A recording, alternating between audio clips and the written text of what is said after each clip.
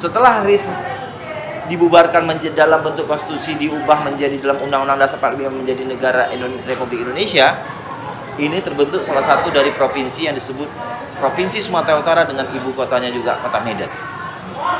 Jadi Medan ini sebuah kota yang dalam runtutan itu menjadi pusat-pusat yang tak bisa dia dipungkiri. Ini adalah hakikinya adalah sebuah negeri Melayu. Dari itu tadi. Yang mana yang kedua, daerah yang pernah menjadi wilayah Sultan Delhi disebut Kabupaten Deli Serdang. Yang ketiga, wilayah yang disebut Kabupaten Serdang Bedagai. Kenapa dua daerah ini disebut sebagian? Dua wilayah kerajaan Melayu yang berdiri di masing-masing wilayah Sultan Delhi, Sultan Serdang. Makanya Delhi, Serdang, Serdang Bedagai. Dan yang keempat, seluruh kota tebing tinggi yang dahulunya berbatasan dengan kerajaan Sangnawalo Sidamani, yang sekarang berbatasan dengan wilayah disebut Kabupaten Simalungun. Tebing, Perang Delhi tadi. Dan yang terakhir kelima, sebagian kota Binjai. Binjai ke bawah masuk wilayah Sultan Delhi, Binjai ke atas masuk wilayah Sultan Langkat. Dan yang kelima, Istana Memon menjadi satu simbol. Istana Memon, tempat kita di teras saat ini, menjadi satu simbol sebuah bangunan yang melengkapi keberadaan Sultan Delhi berada di tengah-tengah kota Medan, termasuk juga simbol-simbol kebesaran Islamnya, yaitu masjid-masjidnya. Itulah yang paling masyhur, ada Masjid Raya Al-Mansur, ada Masjid Raya Al-Osmani, dan juga ada Masjid Tanjung Mulia, dan yang lain. Ada beberapa masjid. Yang mana masjid itu ada di bawah langsung kenaziran Sultan Delhi, ada di bawah juga BKM oleh masyarakat sekarang ini. Jadi Sultan Delhi dari nama-nama sultannya memang berbau nama-nama Ottoman, Osman, karena memang Kesultanan Delhi ini karena pernah menjadi bagian Wajir Aceh. Aceh sama-sama kita tahu adalah juga bagian yang dilindungi oleh Kesultanan Utsmani yang begitu 3/4 wilayah dunia yang pernah dikuasainya, ya. Makanya ada istilah Aceh itu adalah Serambi Mekah, dan Medan ini disebut apa? Serambi Madinah. Dan itu julukan-julukan itu terbentuk di masa bagaimana Islam dengan secara kepemimpinan secara mendunia yang terbentuk dari Kesultanan Utsmani yang masuk ke wilayah Nusantara. Dengan bagian-bagian wilayah Nusantara ada barat, tengah, dan timur.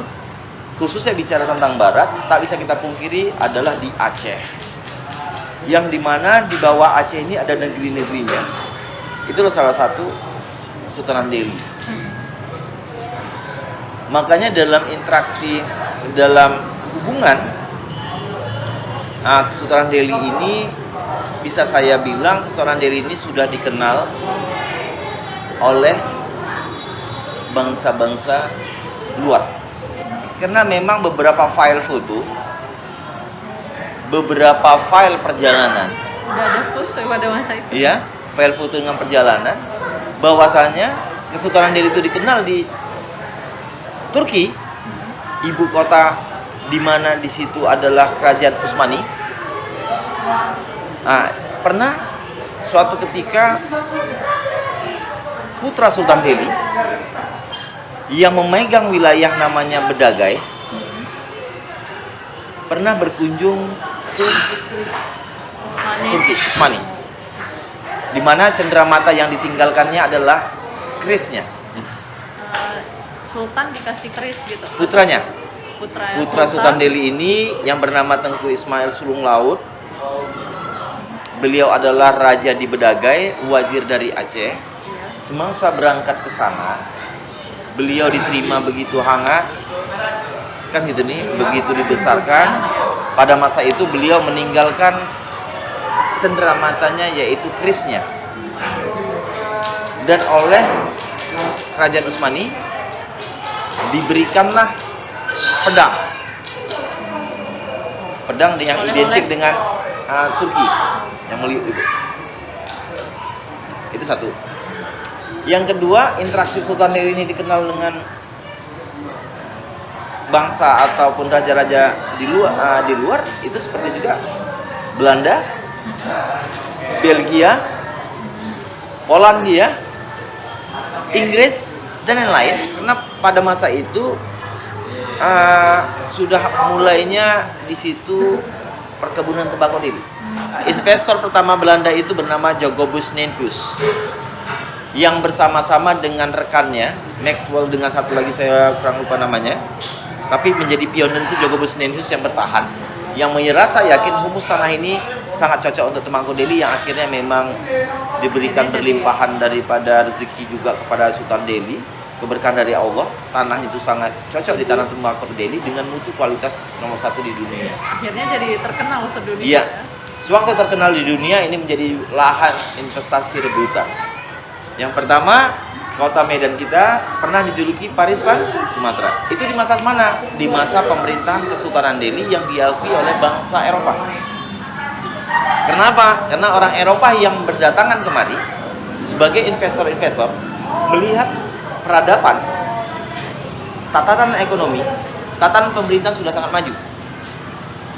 Itulah yang kita tengok, infrastruktur jalan-jalan, bangunan-bangunan yang sampai hari ini ada dipakai pemerintah tidak dari peninggalan yang kita sebutkan tadi, itulah penjajah. Tolong yang lebih bermanfaat lagi untuk kota Medan.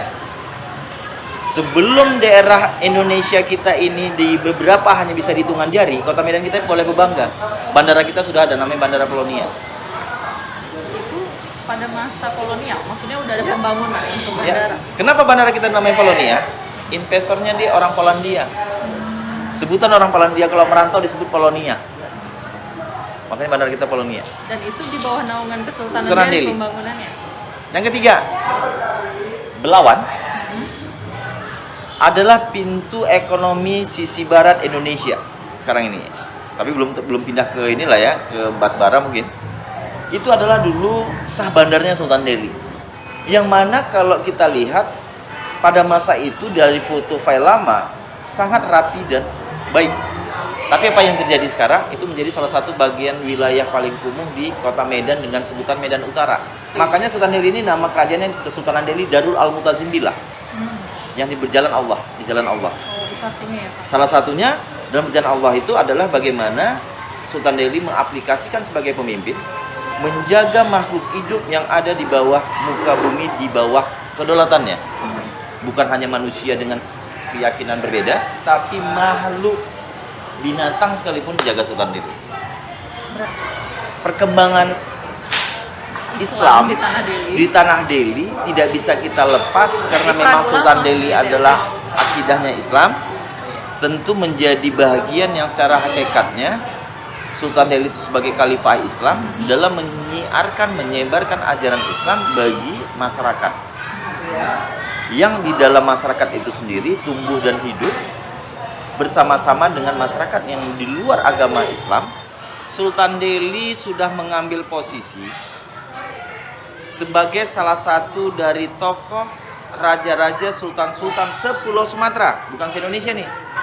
Dari Aceh sampai Bengkulu. Ini nih. Ini ada raja. Sultan Delhi mengambil peran di situ dalam ikut serta bertemu bermusyawarah raja-raja sepulau Sumatera itu pertama kali di Bengkulu.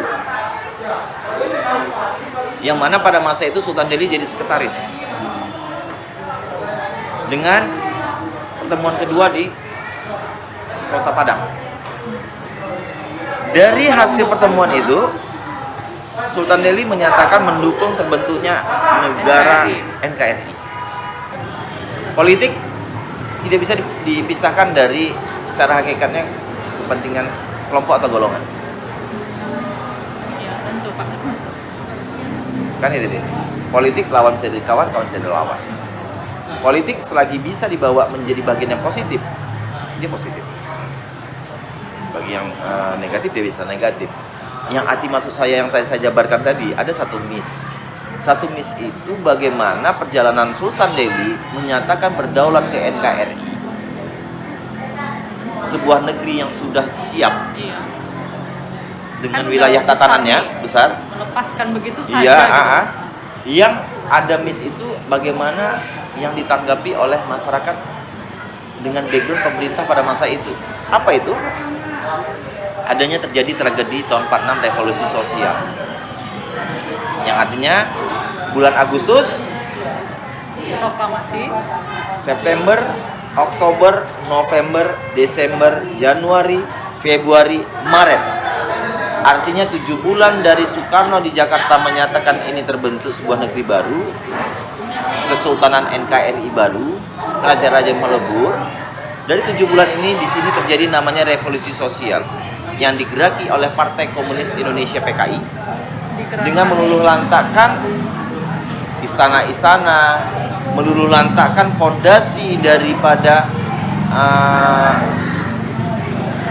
raja-raja sultan-sultan, termasuk juga merampas serta membunuh keturunan dan lain-lain. Yang mana tahun 46 itu terjadi karena ada istilah feodalisme, ada istilah tidak mendukung NKRI dan lain-lain. Dari situlah Kesultanan Delhi sampai hari ini secara hakikatnya ada. Bagaimana secara membesarkan acara-acara memperingati Islam, Melanjutkan tradisi. ya, dengan juga menjaga kearifan bagaimana identitas Islam yang rahmatan lil alamin, juga adat dan budayanya, serta concern di pendidikan. Yang harapan kita memang Sultan Delhi ini menjadi satu simbol orang tua, menjadi satu simbol pemersatu semua heterogenan yang ada di Provinsi Sumatera Utara, khususnya Kota Medan.